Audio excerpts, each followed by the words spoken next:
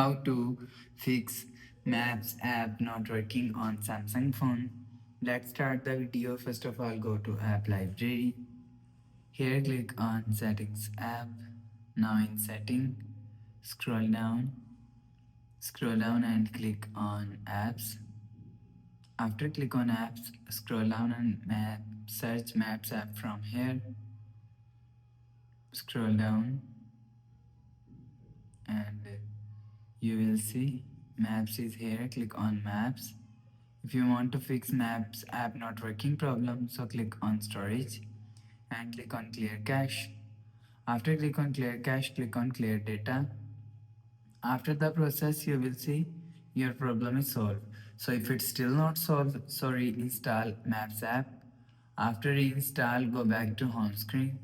You will see your problem is solved. So that's how you can fix Maps app not working on Samsung phone. If you like the video, please subscribe. Thanks for watching.